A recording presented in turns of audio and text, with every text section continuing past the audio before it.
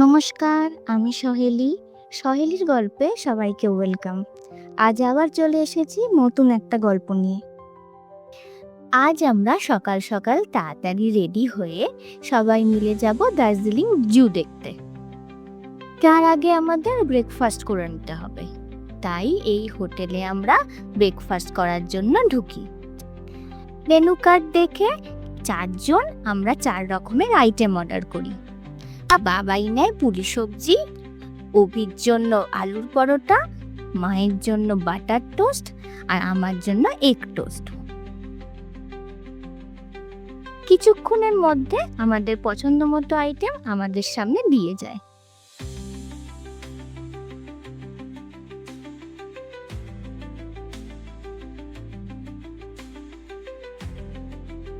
Breakfast সেরে আমরা চললাম ট্যাক্সি স্ট্যান্ডের দিকে। এই রাস্তাটা দিয়ে কিছুটা হেঁটে নিচে যেতে হবে। পাহাড়ি রাস্তা মানেই নয় উপর দিকে ওঠো আর নয় নিচের দিকে নামো। আমরা এখন চলে এসেছি ট্যাক্সি স্ট্যান্ডে। এই জায়গাটার নাম সিংমারি বাস স্ট্যান্ড। এখান থেকেই আমরা আজকে জুতে যাওয়া শেয়ার ট্যাক্সি ধরবো।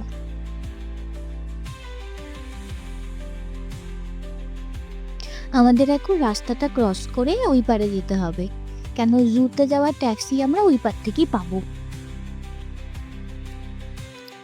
চলুন, গাড়িতে বসে পড়েছি আমরা। সিংমারি স্ট্যান্ড থেকে জুতে যেতে টাইম লাগে ওই ধরুন 10-15 মিনিট। হেঁটে আপনারা অনেকে যেতেই পারেন। আমরা যে শেয়ার গাড়িতে যাচ্ছি তার ভাড়া মাথা পিছু 20 টাকা। অনেকে আবার গাড়ি বুক করেও যায়। আমরা পৌঁছে গেছি, কিন্তু আমাদের যেখানে নামানো হয়েছে সেখান থেকে জুতে পৌঁছতে অনেকটা লম্বা সিঁড়ি পার করে যেতে হবে। সেটা যাদের পায়ের প্রবলেম তাদের জন্য খুব একটা বেশি সুবিধাজনক হবে না। অন্য একটা দিক দিয়ে যাওয়া যায়, কিন্তু এখন এখানটা হচ্ছে ওয়ান ওয়ে। দুপুর 2টো পর্যন্ত এই দিক দিয়ে কোনো গাড়ি যাবে না। 2টোর পর থেকে একদম জুয়ের সামনে গাড়ি যাবে।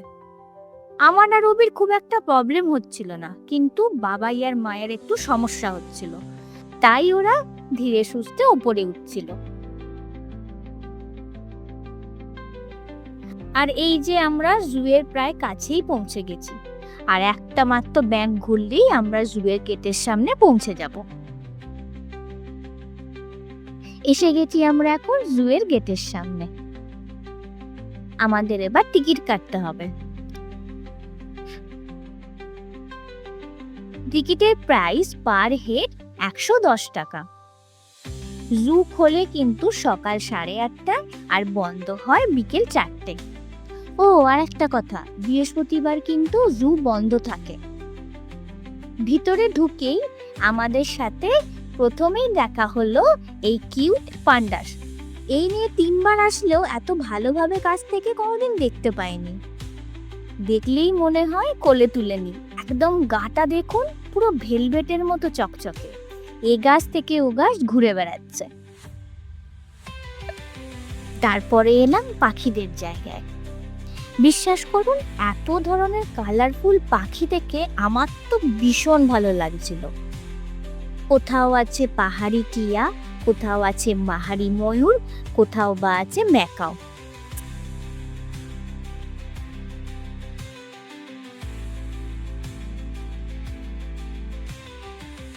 আর এই পাখিটা দেখুন, এত সুন্দর লেজটা লম্বা আর এত কালারফুল, এটা তো চোখটাই সরাতে পারছিলাম না।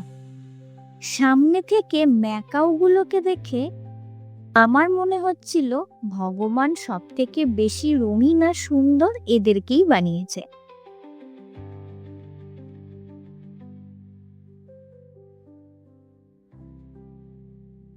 আর এই যে দেখছেন হাঁটাচলা করছে, ইনি হচ্ছেন বন্য বেড়াল। এরা হচ্ছে পাকিস্তানের জাতীয় পশু, নাম হচ্ছে মারখোর।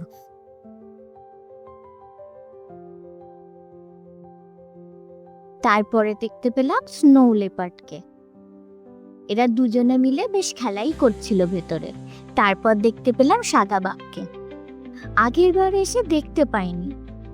আসলে ভিআইপি ব্যাপার স্যাপার সবসময় কি আর দেখা মেলে না।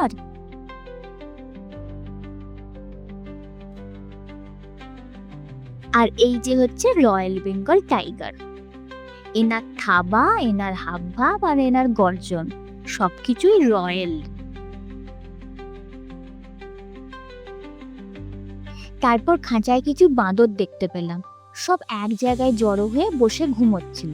আসলে খাবার পর ঘুম তো একটু আসেই, বলুন না। আর এনারা খোলামেলা পরিবেশে ঘুরে বেড়াতেই বেশি ভালোবাসেন। বেশ নিজেদের মতো দুজনে বাক্যালাপ করতে করতে ঘুরে বেড়াচ্ছিল। জুয়ের শেষ মাথাতেই আছে হিমালয়ান মাউন্টেনারিং ইনস্টিটিউট। এখন আমরা সেখানেই যাচ্ছি। আমাদের ইচ্ছে আছে ওখানে গিয়ে আমরা রক ক্লাইম্বিং করব। এইখানে ঢুকতে কোনো এন্ট্রি ফি লাগে না। ঢোকার পরেই অনেকগুলো রাইডস আছে, কিন্তু আমাদের ইচ্ছে ছিল রক ক্লাইম্বিং করার।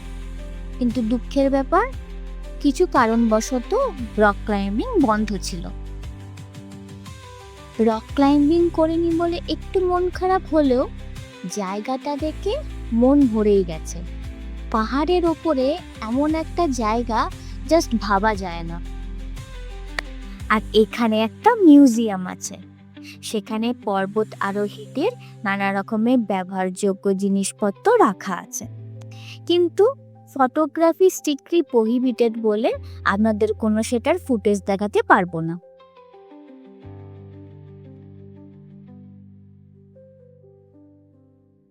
আর এই যে এনার মূর্তিটা দেখছেন, ইনি হচ্ছেন বিশ্বের সর্বপ্রথম এভারেস্ট জয়ী তেনজিং নোরগে।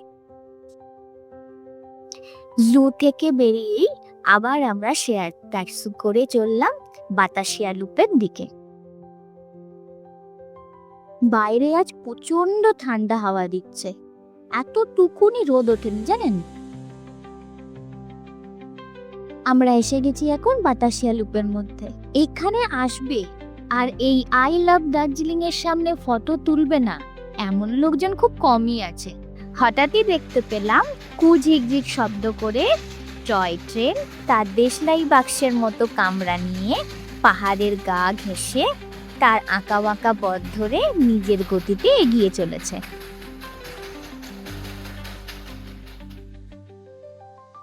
সেই টয় ট্রেন কিন্তু আমাদের কাছেও এসেছিল।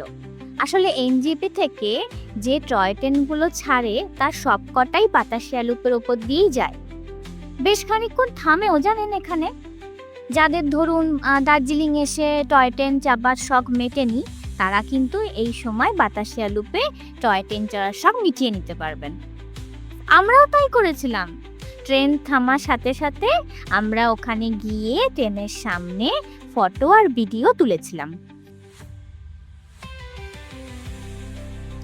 ভাগ্য ভালো থাকলে আপনারা কিন্তু এখান থেকে ভালো কাঞ্চনজঙ্ঘাও দেখতে পারেন, কিন্তু আমাদের তো সেই সৌভাগ্য হয়নি। প্রচন্ড ঠান্ডা আর ধোঁয়ার মতো রাশি রাশি মেঘ জায়গাটাকে পুরো ঢেকে দিয়েছিল। চলুন এবার তাহলে আমরা ম্যান্ডেটরি ফটোটা তুলেই নিই। এবার আমাদের ফেরার পালা। ফিরেই আমরা আগে মেলে যাই।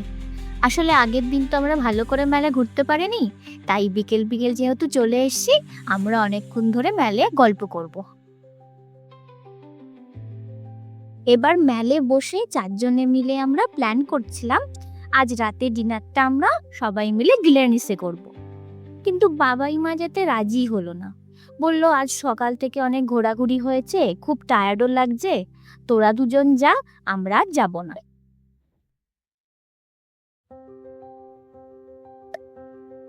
এসে গেছি আমরা গ্লেনারিসে। এই জায়গাটায় তো একটা ফটো তোলার ক্রেজ থাকেই। গ্লেনারিস মানেই এক কথায় বলা চলে a test of history in every bite. Darjeeling আসবো কিন্তু এখানে ডিনার করব না, এটা তো হতেই পারে না। আর এখানে লাইভ মিউজিকের সাথে নিজের পছন্দ মতো ডিনার করার যে অ্যাটমসফিয়ার, সেটাই পুরোটাই অন্যরকম হয়।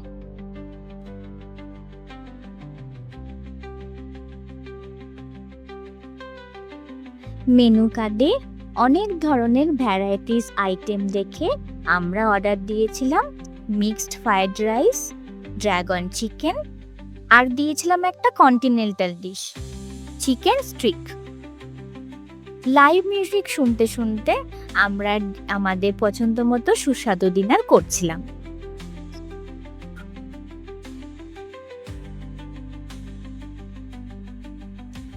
গ্লিনারিসের ভেতর এবং বাইরে দুটো জায়গাই এতটাই সুন্দর যে যতবার আসবেন ততবারই আপনার নতুন করে ভালো লাগবে দার্জিলিংয়ের এই অন্যতম প্রতীকী স্থান গ্লেনারিস।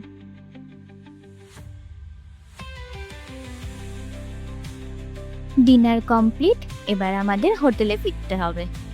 আজ দার্জিলিংয়ের গল্প এই পর্যন্তই। আবার আসবো নতুন গল্প নিয়ে। সবাই ভালো থাকবেন। নমস্কার।